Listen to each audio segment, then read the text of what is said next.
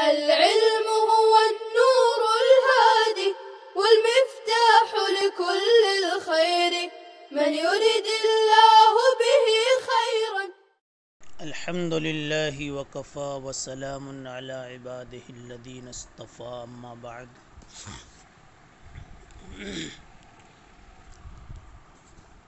باب ما جاء فی المضمضة والاستنشاق. وبه قال حدثنا قتيبة قال حدثنا حماد بن زيد وجرير عن منصور عن هلال بن يساف عن سلمة بن قيس قال قال رسول الله صلى الله عليه وسلم اذا توضأت فانتصر واذا استجمرت فأوتر. وفي الباب عن عثمان ولقيط بن صبرة وابن عباس والمقدام بن معدي كرب ووائل بن حجر وابي هريرة رضي الله عنهم.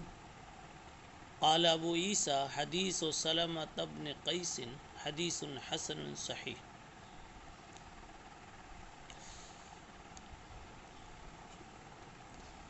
یہ عنوان ہے مزمزہ اور استنشاق سے متعلق.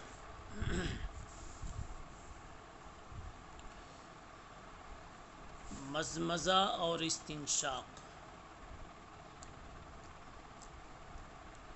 مزمزہ کا حاصل ہے تحریک الماء فی الفم ثم المج، یا یوں کہہ لیجئے امرار الماء فی الفم ثم المج، منہ میں پانی ڈال کر منہ میں گھما کر پھر باہر پھینک دینا.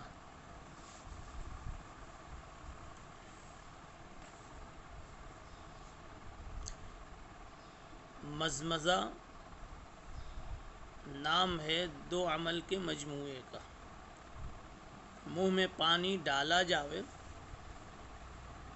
اور پھر اس کو منہ سے باہر کیا جاوے. اب باہر اندر اگر پی گیا نیچے اتار لیا تو منہ سے باہر منہ کی حدود سے وہ بھی باہر ہو گیا، اس کا بھی اعتبار مزمزے کے تحقق میں ہوگا. اور اگر باہر پھینک دیا تب تو ہوگا ہی ہوگا.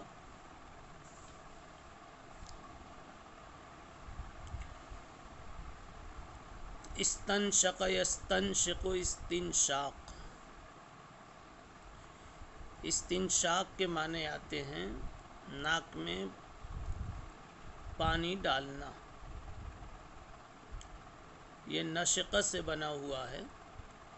اس کے معنی ہیں ادخال الریح فی الانف. کوئی چیز سونگھنا، ناک میں خوشبو کھینچنا.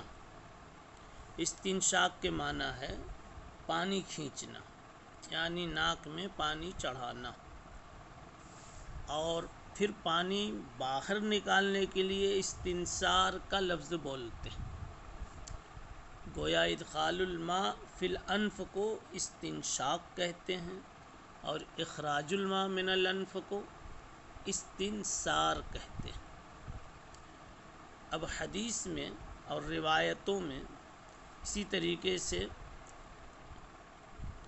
عبارتوں میں کہیں صرف استنثار کا لفظ ہوتا ہے، کہیں استنشاق کا لفظ ہوتا ہے، لیکن دونوں معنی مطلوب ہوتے ہیں. ناک میں پانی چڑھانا اور پھر اسے باہر کرنا.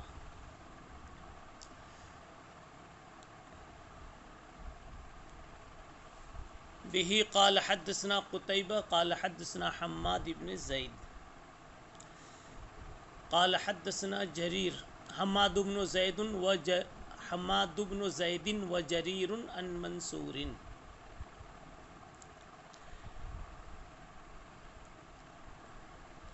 جریر کے بارے میں ان کے حافظے کی بنیاد پر بعض لوگوں نے کلام کیا ہے. کہ آخری عمر میں ان کا حافظہ متاثر ہو گیا تھا۔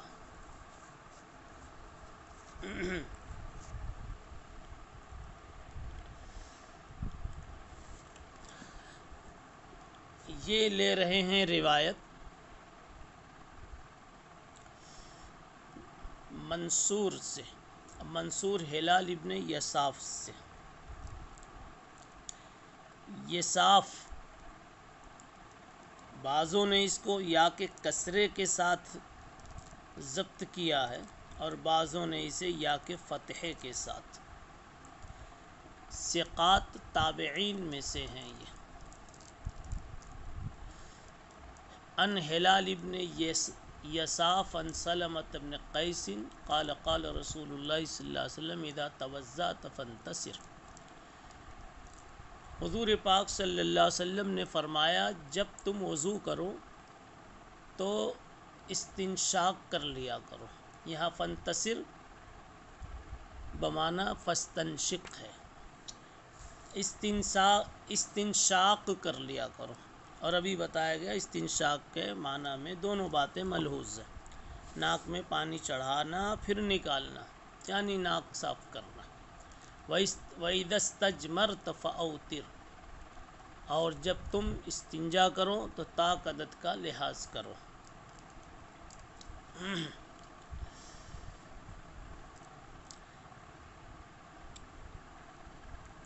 مضمضہ اور استنشاق کا تعلق وضو سے بھی ہے اور غسل سے بھی ہے، دونوں میں یہ عمل مطلوب ہے۔ اب یہ جاننا ہے کہ ان کی فقہی شرعی حیثیت کیا ہے اور حدیث سے اس کی کیا حیثیت متعین ہوتی ہے۔ اس سلسلے میں 3 مسلک ہے۔ پہلا مسلک امام احمد ابن حنبل، اسحاق ابن راہوے، عبداللہ ابن مبارک وغیرہ کا ہے۔ یہ حضرات فرماتے ہیں کہ مضمضہ اور استنشاق وضو اور غسل دونوں میں واجب ہے، وضو میں بھی واجب ہے، غسل میں بھی واجب ہے، دونوں میں واجب۔ ان حضرات کا استدلال اسی روایت سے ہے، اس میں امر کا صیغہ ہے اذا توضأت فانتصر، لیکن جمہور نے جیسا کہ آگے آئے گا اس کو وجوب پر محمول نہیں کیا ہے، ندب اور استحباب یا سنیت پر محمول کیا۔ اسی طریقے سے ایک روایت ابو داؤد شریف میں لقیط ابن صبیرہ سے مروی ہے، اس میں ہے اذا توضأت فمضمض، اور حافظ ابن حجر رحمۃ اللہ علیہ نے اس کی روایت کو، اس کی سند کو صحیح قرار دیا۔ تو اس میں ہے اذا توضأت فمضمض، یہاں ہے اذا توضأت فانتصر، دونوں کے مجموعے سے یہ بات مستفاد ہوتی ہے کہ مضمضہ اور استنشاق وضو میں واجب ہے۔ دوسرا مسلک موالک اور شوافع کا ہے۔ یہ حضرات دونوں کو دونوں میں سنت قرار دیتے ہیں،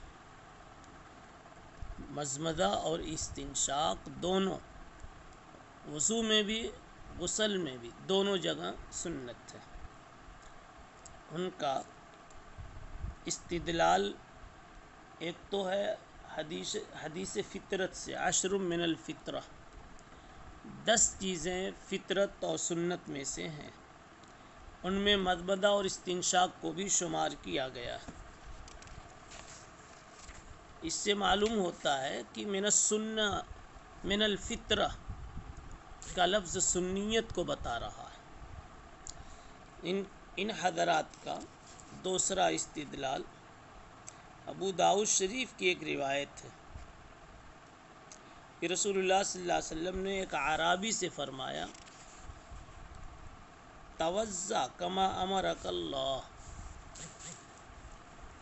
اللہ نے جیسے قرآن میں حکم دیا ہے ویسے وضو کر لیا کرو۔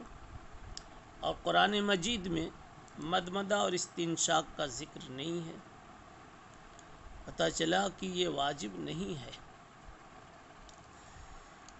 تیسرا مسلک احناف وغیرہ کا ہے۔ احناف کے نزدیک وضو میں دونوں سنت ہیں اور غسل میں دونوں واجب ہیں، یعنی غسل کی صحت میں وجوب کا درجہ رکھتے ہیں۔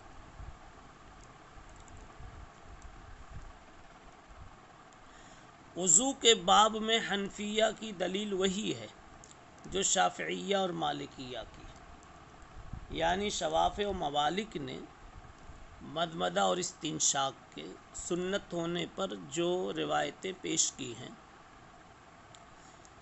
وہی روایت ہم بھی پیش کر رہے ہیں، وہی احناف کی بھی دلیل ہے۔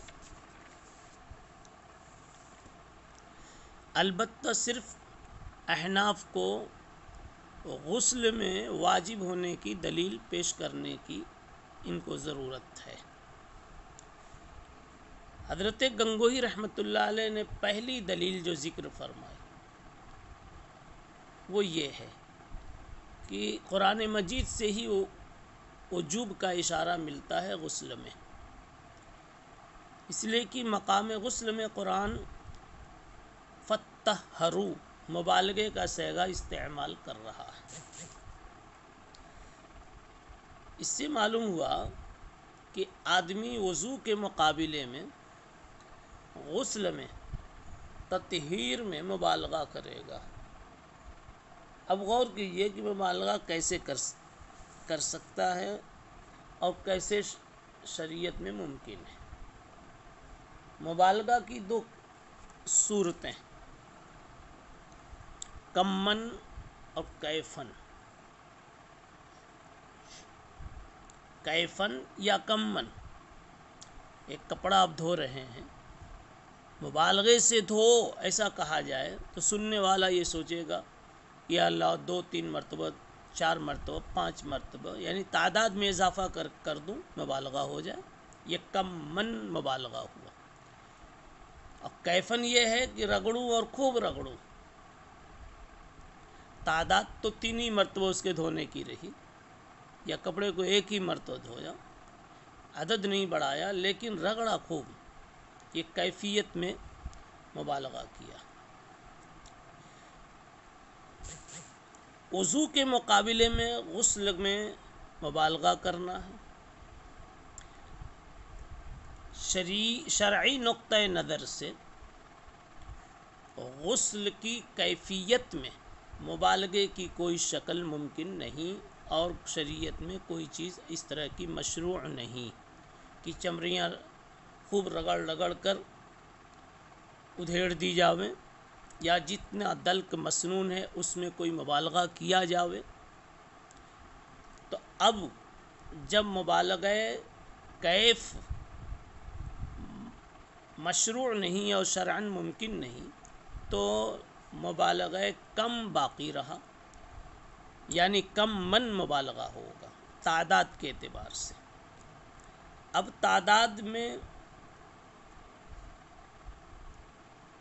کیسے مبالغہ کیا جاوے، اس کی بھی 2 شکل تھی کہ عدد غسل میں اضافہ کر دیا جائے، یعنی 3 مرتبہ کی جگہ 5 مرتبہ 7 مرتبہ کو واجب کر دیا جائے، مگر حدیث پاک میں منع کیا گیا ہے فَمَنْ زَادَ عَلَى هَذَا فَقَدْ تَعَدَّى وَظَلَمَ۔ 3 سے زائد کو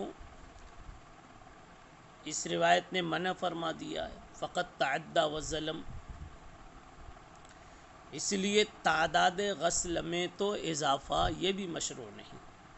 اب ایک ہی شکل بچی کہ تعداد عضو مغسول میں، تعداد اعضائے مغسول میں اضافہ کر دیا جاوے، یعنی وضو کے مقابلے میں غسل کے اعضاء میں اضافہ کر دیا جاوے۔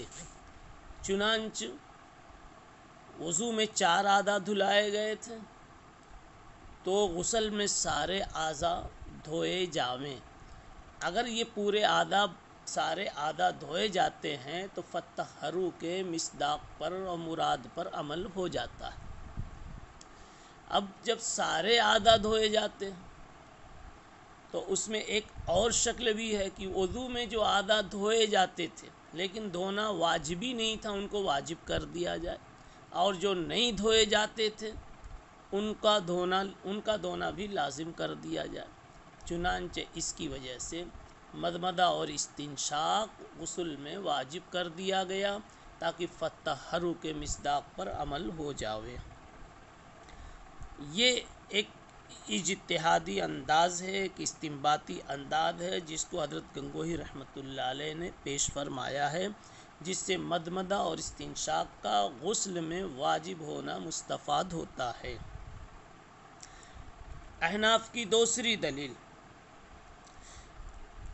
حضرت ابن سیرین کی ایک مرسل روایت ہے جس کو امام دارقطنی نے اپنی سنن میں نقل کیا کہ رسول اللہ صلی اللہ علیہ وسلم نے امر بالاستنشاق من الجنابۃ ثلاثاً، جس کو جنابت لاحق ہو اس کو 3 مرتبہ استنشاق کا حکم دیا ہے۔ اور ابن سیرین کی مراسیل قوی ترین مراسیل میں شمار کی جاتی ہے۔ ابن تیمیہ رحمہ اللہ نے منہاج السنہ میں لکھا ہے کہ ومحمد بن سیرین من اورع الناس فی منطقہ ومراسلہ من اصح المراسیل، یعنی محمد ابن سیرین بڑے پائے کے اتقیاء میں شمار کیے جاتے ہیں اور ان کی مراسیل بھی صحیح ترین مراسیل میں سے ہوا کرتی ہیں۔ احناف کی تیسری دلیل امام دارقطنی رحمۃ اللہ علیہ نے ایک روایت حضرت ابو حنیفہ رحمۃ اللہ علیہ کی سند سے پیش کی ہے، ان ابی حنیفہ ان ابن راشد ان عائشہ بنت اجرد۔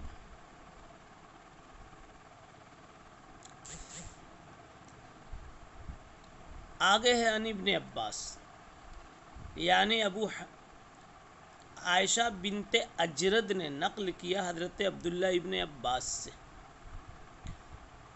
کیا نقل کیا ہے کہ عبداللہ ابن عباس سے پوچھا گیا کہ جو آدمی جنبی ہو مضمضہ اور استنشاق بھول جائے تو اس کے غسل کا کیا حکم ہے؟ تو حضرت ابن عباس رضی اللہ عنہ نے جواب دیا یمزمز ویستنشق ویعید الصلاۃ، وہ واپس مضمضہ اور استنشاق کرے اور نماز کا اعادہ کرے۔ ظاہر سی بات ہے کہ ابن عباس رضی اللہ عنہ نے اس کو واجب سمجھا، جبھی تو مضمضہ اور استنشاق کروایا اور پھر نماز کے اعادے کا بھی حکم دیا۔ دارقطنی کی اس روایت پر یہ اعتراض کیا جاتا ہے، بلکہ خود دارقطنی نے کیا ہے کہ عائشہ بنت اجرد اس روایت میں ہے اور یہ حجت نہیں ہے، قابل احتجاج نہیں ہے۔ مگر امام دارقطنی کا اعتراض قابل توجہ نہیں ہے، کیونکہ عائشہ بنت اجرد کے بارے میں پہلا اختلاف تو یہ ہے کہ یہ صحابیہ ہیں یا نہیں ہیں۔ اگر صحابیہ ہیں تو محل کلام ہی نہیں ہے، پھر تو ناقدین کے نقد و جرح سے بالا تر ہیں یہ، اور اگر صحابیہ نہیں ہیں جیسا کہ بعض لوگوں نے کہا ہے تب تو تابعیہ ہوئیں، لیکن یہ ان کے ثقہ ہونے کے لیے اتنی بات کافی ہے کہ امام ابو حنیفہ نے ان سے روایت لی ہے اور انہی کی روایت کو اس مسئلے میں مدار ٹھہرایا ہے، اور امام ابو حنیفہ ان کے قریب تھے، اور یہ دارقطنی بعد کے لوگوں میں ہیں۔ امام ابو حنیفہ نے جب ان کی روایت پر اپنے مسلک کی بنیاد رکھی ہے یقیناً امام ابو حنیفہ کو ان کی ثقافت پر اعتماد رہا ہوگا۔ امام دارقطنی، شافعی، حافظ ذہبی وغیرہ نے اگر کچھ ان کے بارے میں کہا بھی ہے تو صرف اتنا کہا کہ ان کا حال معلوم نہیں، لیکن آپ کو نہیں معلوم تو جن کو معلوم ہے انہوں نے روایت لی ہے۔ ابو حنیفہ کو کے سامنے اگر یہ شخصیت یعنی عائشہ بنت حجرت کی شخصیت اگر مجروح ہوتی تو ابو حنیفہ نہ لیتے، بلکہ لینا اس بات کی دلیل ہے کہ ان کے نزدیک ثقہ ہیں۔ احناف کی چوتھی دلیل مضمضہ اور استنشاق کے غسل میں واجب ہونے کی، وہ یہ ہے کہ فرمایا جناب رسول اللہ صلی اللہ علیہ وسلم نے تحت کل شعرۃ جنابہ فاغسلوا الشعر وانقوا البشرہ، کہ ہر بال کے نیچے جنابت چھپی ہوتی ہے اور ناک میں بھی بال ہوتے ہیں، لہذا بالوں کو دھویا کرو اور بدن مکمل صاف کرو۔ اس کے علاوہ حضور پاک صلی اللہ علیہ وسلم نے مضمضہ اور استنشاق پر بغیر ترک کے مواظبت کی، یہ پانچویں دلیل ہے، اور ترک بغیر مواظبت دلیل وجوب ہے۔ اور کوئی یہ کہے کہ پھر نبی پاک صلی اللہ علیہ وسلم کے عمل سے کتاب اللہ پر زیادتی لازم آئی، اس کا جواب یہ ہے کہ یہ زیادتی نہیں ہے بلکہ فتحرو کا بیان بنا کر کے اس کے ساتھ چسپاں کیا جائے گا۔ پھر اگلی مجلس میں سبحان اللہ بحمدہ سبحان اللہ۔ السلام عليكم، لا تنسوا الاعجاب بالفيديو والاشتراك في القناة تشجيعا لنا لنستمر بنشر المزيد إن شاء الله.